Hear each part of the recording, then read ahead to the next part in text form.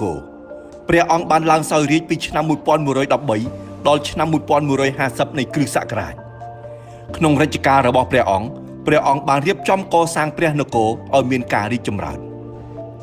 ព្រះអង្គត្រូវបានគេចាត់ទុកថាជាអវតារអង្គពីស្នុកាក្រៅពីសំណង់ដ៏អច្ឆរិយៈនេះនៅមានសំណង់ប្រាសាទជាច្រើនទៀតដែលត្រូវបានកសាងឡើងក្នុងរាជ្យរបស់ព្រះអង្គហើយសំណង់ប្រាសាទទាំងនេះក៏បានឆ្លុះបញ្ចាំងពីភាពរីកចម្រើនរបស់ព្រះនគររបស់ព្រះអង្គផងដែរ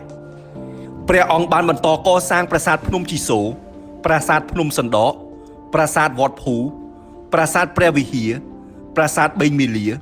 ប្រាសាទព្រះខ័នកំពង់ស្វាយប្រាសាទធម្មនន្ទប្រាសាទចៅសាយទេវតាប្រាសាទព្រះពិធូប្រាសាទបន្ទាយសម្រាយជាដើមព្រះអង្គក៏ជាស្ដេចសឹកសង្គ្រាមដ៏អង់អាចក្លាហានមួយអង្គផងដែរនៅក្នុងប្រវត្តិសាស្ត្ររបស់ខ្មែរ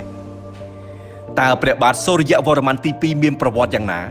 សូមអញ្ជើញទស្សនាវីដេអូនេះដូចតទៅឡើងគ្រងរាជ្យបន្ទាប់ពីបានធ្វើគុតឪពុកមាព្រះបាទសូរ្យវរ្ម័នទី2មានព្រះមេដាព្រះនាមនិន្ទ្រលក្ស្មីជាចៅរបស់ព្រះបាទហេនយវរ្ម័ននិងព្រះនាងហេនយលក្ស្មីនិងមានព្រះបិតាព្រះនាមក្សិតិន្ទ្រទិត្យៈដែលត្រូវជាបុត្ររបស់ព្រះបាទហេនយវរ្ម័នជាមួយក្សត្រីមួយអង្គទៀត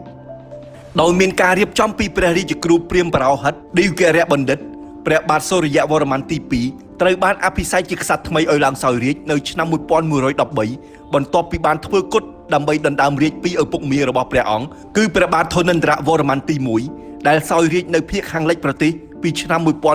1107ដល់ឆ្នាំ1112បន្ទាប់មកព្រះអង្គក៏បានលើកទ័ពទៅច្បាំងជាមួយព្រះបាទនរទិន្ទ្រវរ្ម័នដែលសោយរាជ្យនៅរាជធានីអង្គរនិងបានធ្វើគុតក្សត្រអង្គនេះបានទៀតការធ្វើគុតព្រះរាជាទាំងពីរដែលបានបែងចែកទឹកដីគ្នាគ្រងរាជ្យក្នុងពេលតែមួយនេះបានធ្វើឲ្យព្រះបាទសូរ្យវរ្ម័នទី2ក្លាយជាព្រះរាជាបង្រួបបង្រួមនគរខ្មែរឲ្យទៅជានគរតែមួយឡើងវិញព្រះអង្គបានឡើងសោយរាជ្យនៅរាជធានីអង្គរឬយសោធបុរៈ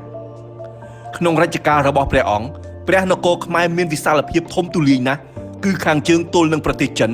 ខាងត្បូងទល់នឹងសមុទ្រចិនរហូតដល់ឈូងសមុទ្រម៉ាឡេស៊ីខាងលិចទល់នឹងប្រទេសភូមាហើយព្រំប្រទល់ខាងកើតទល់នឹងប្រទេសចម្ប៉ាព្រះបាទសូរ្យវរ្ម័នទី2ជាព្រះមហាក្សត្រខ្មែរដំបូងដែលសោយរាជ្យនៅក្នុងរាជាណាចក្រខ្មែររួបរวมគ្នាតែមួយចាប់តាំងពីព្រះបាទឧទយាទិត្យវរ្ម័នទី2សោយទីវង្គតក្នុងឆ្នាំ1060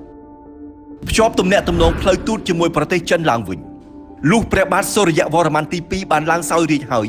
ព្រះអង្គបានភ្ជាប់ទំនាក់ទំនងមិត្តភាពនិងបង្កើតទំនាក់ទំនងផ្លូវទូតជាមួយប្រទេសចិនឡើងវិញព្រះអង្គបានបញ្ជូនគណៈបេសកកម្មការទូតចំនួន2ទៅកាន់ប្រទេសចិនគឺបេសកកម្មទី1នៅឆ្នាំ1116និងបេសកកម្មមួយទៀតនៅឆ្នាំ1120ព្រះអង្គជាព្រះមហាក្សត្រខ្មែរដំបូងនៅអង្គរដែលបានធ្វើដូច្នេះ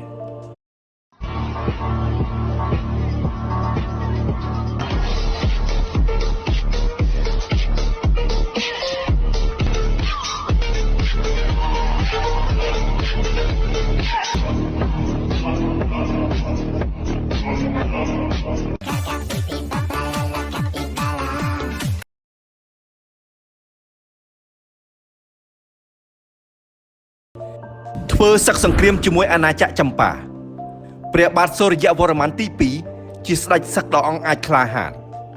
ក្នុងប្រវត្តិសាស្ត្រសង្គ្រាមព្រះអង្គធ្លាប់បានលើកទ័ពទៅវាយយកអាណាចក្រចម្ប៉ាយ៉ាងខ្លាំងក្លាបំផុតលើកទី1ក្នុងឆ្នាំ1128លើកទី2ក្នុងឆ្នាំ1132និងលើកទី3ព្រះអង្គបាន